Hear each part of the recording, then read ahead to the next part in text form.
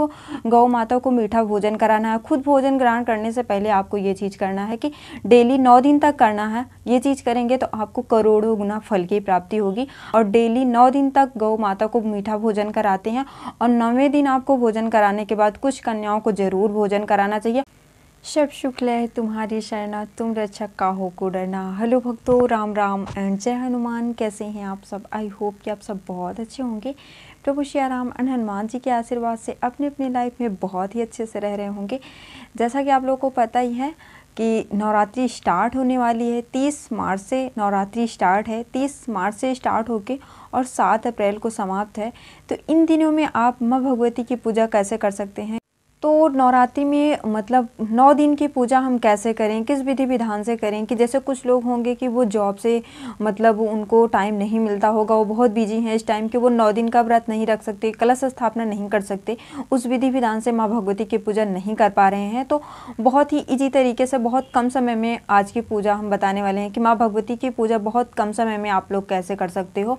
जैसे कुछ लोग होंगे वो जॉब करते होंगे, तो वो जॉब में उनको जाना होता होगा, तो वो 9 दिन का व्रत नहीं रख सकते हैं। क्योंकि 9 दिन का व्रत रखना है तो विशेष चीज़ों को ध्यान रखना पड़ेगा कि बाहर की चीज़ें नहीं खाना है, क्योंकि साफ़ सफाई का बहुत ज़्यादा ध्यान रखना चाहिए। और अगर 9 दिन का व्रत रख रखे हैं, 9 दिन का अगर आप व्रत रखे हैं और कलश स्थापना करें हैं, तो आपको बहुत सी चीज़ें हैं जो ध्यान में रखनी होती है। तो अगर आप कलश स्थापना नहीं कर पा रहे हैं और 9 दिन का व्रत नहीं रख पा रहे हैं, तो कैसे आप इन 9 दिनों में माँ भगवती की पूजा करें कि आपका जो 9 दिन के व्रत का फल है वो आपको मिल जाए। तो आइए जानते हैं इस वीडियो में, और वीडियो को लास्ट तक ज़रूर बने रहिएगा। वीडियो को स्किप बिल्कुल भी मत करिएगा। तो जैसा कि अगर आप कलश स्थापना नहीं कर रहे हैं और 9 दिन का व्रत नहीं रख रहे हैं, फिर भी हर इंसान हर प्राणी को चाहिए कि नवरात्रि के पहले दिन और लास्ट दिन का व्रत तो हर इंसान हर प्राणी को चाहिए रखना चाहिए। क्योंकि तो अगर आप 9 दिन का व्रत नहीं रख पा रहे हो तो फर्स्ट दिन और लास्ट दिन का व्रत जरूर रखना। नवरात्रि के पहले दिन और नवरात्रि के लास्ट वाले दिन का व्रत जरूर रख लीजिएगा। तो आइए जानते हैं कि पूजा आपको कैसे करनी है। अगर आप नॉर्मल सी पूजा 9 दिन की कर रहे हैं तो कैसे करनी चाहिए? अगर आपके पास टाइम नहीं है, आप बहुत कम समय में माँ भगवती की पूजा करना चाहते हैं और 9 दिन के 9 व्रत का फल आप सोचते हैं कि हम कम से कम समय में पूजा करके माँ भगवती की असीम कृपा प्राप्त कर लें, तो अगर आप इस तरीके से पूजा करेंगे तो माँ भगवती की असीम कृपा आप पर प्राप्त होगी। तो आइए जानते हैं आपको करना कैसे। जैसे आप 30 मार्च से नवरात्रि स्टार्ट है तो आपको मॉर्निंग में जल्दी उठ जाना है।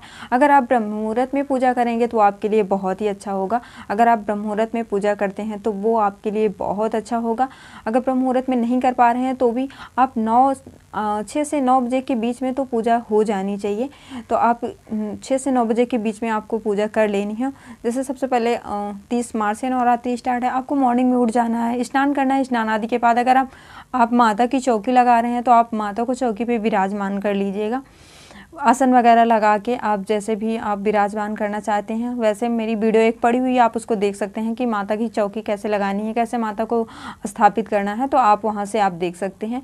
तो जैसे चौकी लगा के माता को विराजमान कर लीजिएगा। अगर नहीं कर सकते हैं आप तो फिर आप पूजा रूम में ही ऐसी पूजा कर सकते हैं आप। जैसे कि माता के 9 दिन 9 रूपों की पूजा होती है। तो जैसे पहले दिन की पूजा माँ भगवती की माँ शैलपुत्री के रूप में होती है। तो आपको सबसे पहले स्नान करना है। स्नान आदि के बाद भोग धूप दीप तो जरूर ही जलाना है, घी का दीपक जलाना है, धूप दीप और भोग वगैरह तो जरूर लगाना है। जो आपके पास संभव हो सके भोग में वो आप लगा सकते हैं, फल वगैरह लगा सकते हैं, मीठा में कुछ लगा सकते हैं। आप घर पे भी बना के खीर वगैरह पूड़ी वगैरह इन सब का भोजन आप भोजन बना के मतलब भोग लगा सकते हैं। जैसे खीर पूड़ी हलवा पूड़ी का भी भोग लगा सकते हैं। जो आपके पास संभव हो सके उस चीज़ का आप भोग लगा सकते हैं। फल वगैरह भी अगर आपके पास संभव हो सके तो फल वगैरह का भी भोग लगा दीजिएगा।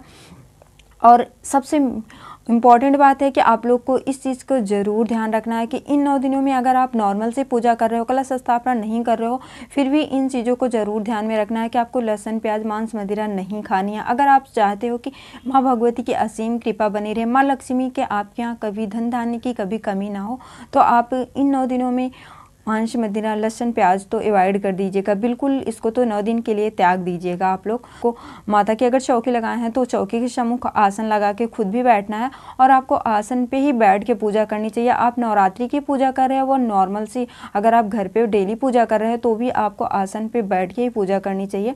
आपको 1 लोटा जल अवश्य रखना है माता जी के पास में। और माता जी की जैसे माँ शैलपुत्री के रूप में पहले दिन की पूजा होगी तो पहले दिन से और लास्ट दिन तक, जैसे आप पहले दिन से स्टार्ट करेंगे पूजा और लास्ट दिन तक करेंगे तो जैसे कि माँ भगवती के 9 रूपों की पूजा होती है 9 दिनों में, तो आपको 9 कथा पढ़नी है। जैसे पहले दिन की कथा होगी माँ शैलपुत्री की, तो पहले दिन अगर आप पूजा करेंगे तो माँ शैलपुत्री की कथा आपको जरूर पढ़नी है। कथा पढ़ने के बाद उसके बाद माँ की आरती करनी है। आरती करने के बाद आपको ये चीज़ जरूर करना है, अगर आप चाहते हो कि माँ भगवती की असीम कृपा आप पर बनी रहे तो आपको ये चीज़ जरूर करना है कि आपको गौ माता को मीठा भोजन कराना है। खुद भोजन ग्रहण करने से पहले आपको ये चीज़ करना है कि डेली 9 दिन तक करना है। ये चीज़ करेंगे तो आपको करोड़ों गुना फल की प्राप्ति होगी। आपको जैसे पूजा आपकी समाप्त होती है, पूजा समाप्त होने के बाद उसके बाद आपको गौ माता को डेली 9 दिन तक ये करना है कि आपको सबसे पहले गौ माता को भोजन कराना है, उसके बाद खुद भोजन ग्रहण करिएगा। और गौ माता को अगर भोजन कराना है तो वो मीठा होना चाहिए, जैसे हलवा पूड़ी होना चाहिए, खीर पूड़ी होना चाहिए, मीठा भोजन कराना है आपको 9 दिन तक कराना है। और 9वें दिन जब आपकी पूजा समाप्त हो जाए और 9 दिन तक 9 कथा करनी है। जैसे पहले दिन की पूजा माँ शैलपुत्री के रूप में होगी माँ भगवती की पूजा, और दूसरे दिन माँ ब्रह्मचारिणी के रूप में होगी, तो दूसरे दिन माँ ब्रह्मचारिणी की कथा आपको जरूर पढ़नी है और माँ की आरती करनी है। तो आप इस तरीके से भी नॉर्मल से पूजा बहुत कम समय में भी कर सकते हैं। अगर इस तरीके से भी आप पूजा करते हैं और डेली 9 दिन तक गौ माता को मीठा भोजन कराते हैं और 9वें दिन आपको भोजन कराने के बाद कुछ कन्याओं को जरूर भोजन कराना चाहिए। और इन 9 दिनों में कहीं ना कहीं दान पुण्य जरूर करना चाहिए, जो जैसे आपको लगे कि मतलब जो विकलांग वगैरह हो, जो जैसे आपके यहाँ संभव हो सके कुछ चीज़ें ज़रूर दान करिएगा।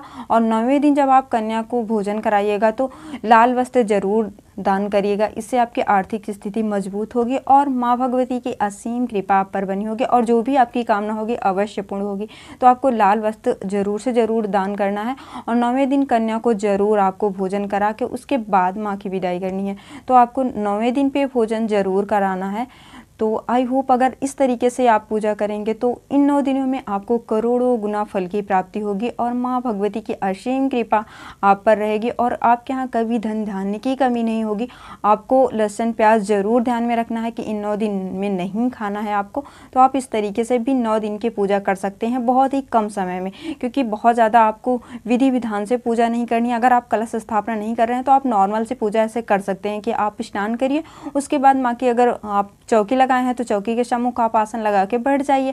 और वरना अगर आप पूजा रूम में पूजा कर रहे हैं तो वहाँ आप आसन लगा के और माता को धूप दीप जलाकर भोग लगाकर आप उनकी कथा पढ़ लीजिए, उसके बाद आरती कर लीजिए। नॉर्मल से पूजा अगर आप करेंगे तो डेली की पूजा आप ऐसे कर सकते हैं 9 दिन तक और माँ भगवती की असीम कृपा प्राप्त कर सकते हैं। तो आई होप कि वीडियो जरूर पसंद आएगी। वीडियो पसंद आए तो मेक श्योर एक लाइक जरूर करिएगा। अगर आप मेरे चैनल पर नहीं है तो प्लीज़ आप लोग से रिक्वेस्ट है चैनल को जरूर सब्सक्राइब कर लीजिएगा और कमेंट बॉक्स में जय श्री राम एंड जय हनुमान एंड जय माता दी जरूर लिखिएगा। प्लीज़ आप लोग से रिक्वेस्ट है, आप लोग के कमेंट्स को देख के बहुत ज़्यादा मोटिवेशन मिलता है, तो प्लीज़ कमेंट्स जरूर करिएगा।